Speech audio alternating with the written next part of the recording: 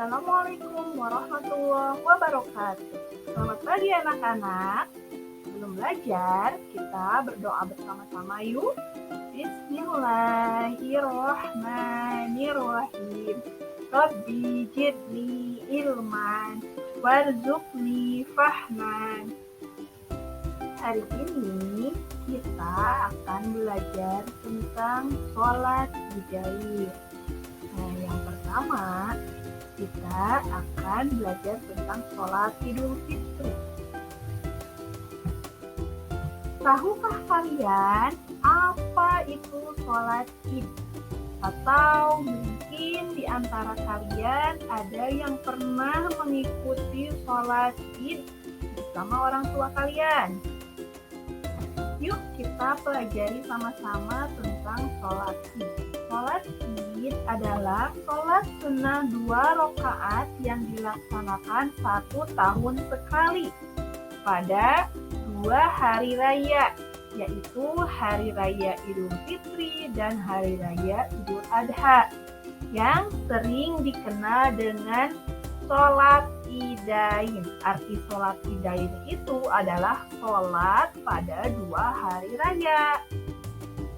Nah, 2 hari raya itu adalah yang pertama Idul Fitri. Biasanya orang Indonesia itu menyebutnya Lebaran ya. Kemudian yang kedua adalah Idul Adha. Nah, biasanya kalau Idul Adha itu identik dengan penyembelihan hewan kurban. Nah, anak-anak, kita bahas satu persatu ya. Yang pertama adalah Idul Fitri. Idul Fitri itu berasal dari bahasa Arab, yaitu ada 2 suku kata. Nah, anak-anak, kita bahas satu persatu ya. Ada kata Id, yang kedua ada kata Fitri.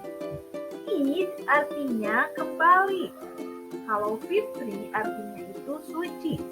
Jadi, kata Idul Fitri artinya kembali menjadi suci. Jadi, sholat Idul Fitri adalah sholat sunnah 2 rakaat yang dilaksanakan oleh seluruh umat Islam setiap tanggal 1 Syawal. Ingat ya anak-anak, setiap tanggal 1 Syawal.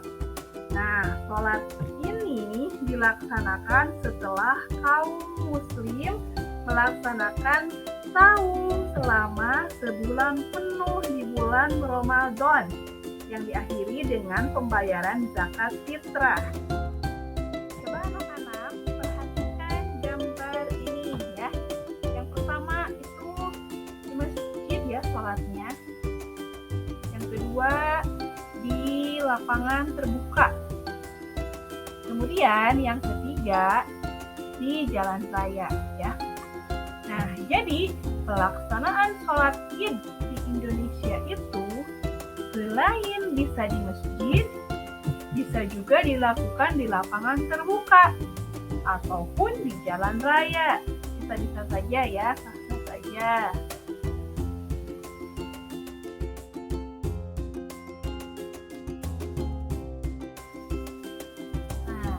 Sekarang kita akan mengetahui bagaimana hukum melaksanakan sholat Id, baik Idul Fitri maupun Idul Adha ya. Jadi hukum melaksanakan sholat Id adalah sunnah mu'akkad. Arti sunnah mu'akkad itu dianjurkan. Jadi barang siapa yang tidak dalam sakit atau tidak dalam kepentingan yang mendesak, dianjurkan untuk melaksanakan sholat Id ya.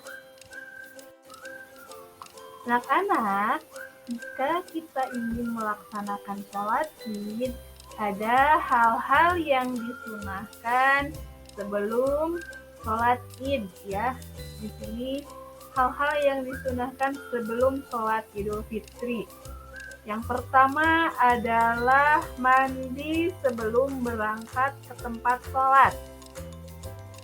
Jadi pagi-pagi sekali kita harus mandi terlebih dahulu, membersihkan diri ya.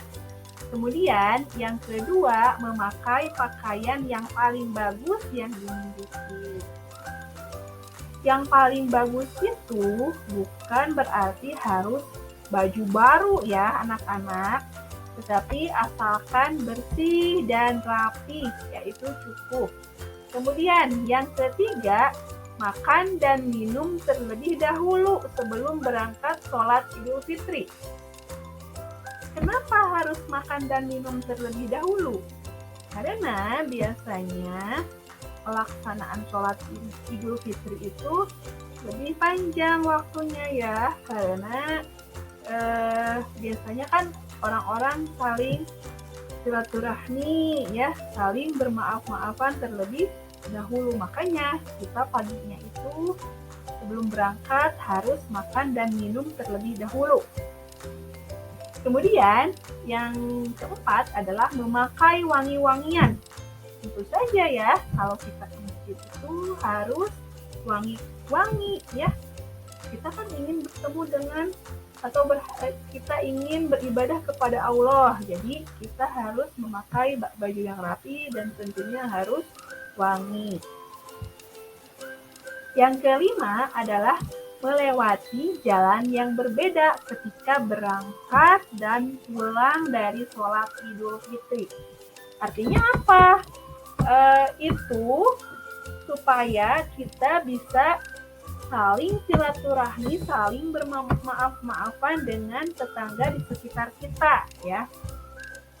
Kemudian yang terakhir adalah dengan mengumandangkan takbir dari terbenamnya matahari di akhir bulan Ramadan sampai selesainya pelaksanaan sholat Idul Fitri. Anak-anak, selanjutnya kita akan mengetahui hikmah yang terkandung dalam pelaksanaan sholat Id. Ada beberapa poin ya. Yang pertama, meningkatkan kasih sayang kepada fakir miskin. Seperti kita ketahui bahwa sebelum pelaksanaan sholat Idul Fitri ini, seluruh umat muslim melaksanakan saum selama sebulan penuh yang diakhiri dengan pembayaran zakat fitrah. Nah, zakat fitrah ini kemudian dibagikan oleh amil atau panitia zakat kepada seluruh asnaf zakat ya, termasuk kepada fakir dan miskin. Yang kedua adalah mempererat hubungan persaudaraan.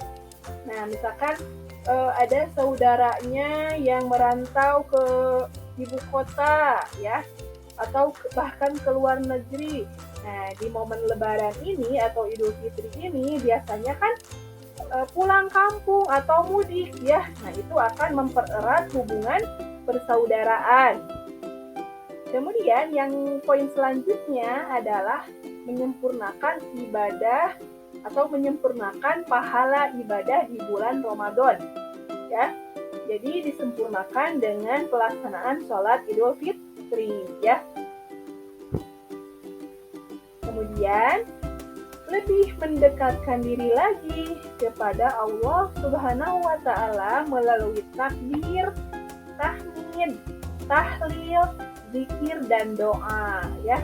Seperti kita ketahui bahwa biasanya di penghujung akhir bulan Ramadan, besoknya memasuki bulan Syawal, itu seluruh umat Islam, seluruh umat muslim akan bertakbir ya kepada Allah.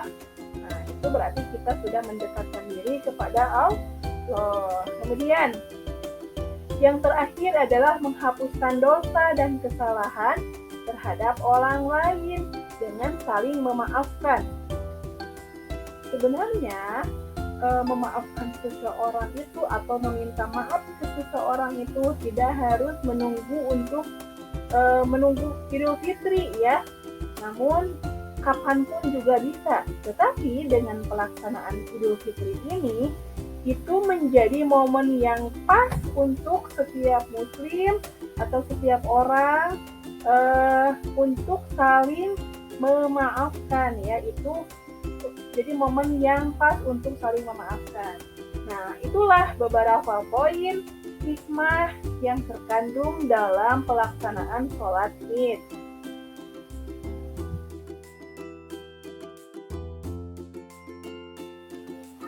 Anak-anak, mari kita simpulkan pelajaran hari ini ya.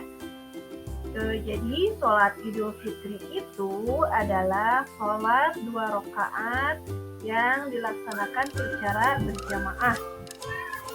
Hukumnya adalah sunnah muakkad, artinya dianjurkan. Nah, sholat Idul Fitri ini dilaksanakan pada tanggal 1 Syawal ya. Nah, kemudian sholat Idul Fitri dilaksanakan setelah umat Islam melakukan saum pada bulan Ramadan dan diakhiri dengan zakat fitrah. Demikian penjelasan tentang sholat Idul Fitri ya. Semoga bermanfaat dan alhamdulillah pelajaran hari ini telah selesai. Lebih rajin lagi ya belajar di rumah, selalu berpikir positif dan tetap semangat ya belajarnya. Terima kasih, sampai jumpa lagi. Wassalamualaikum warahmatullahi wabarakatuh.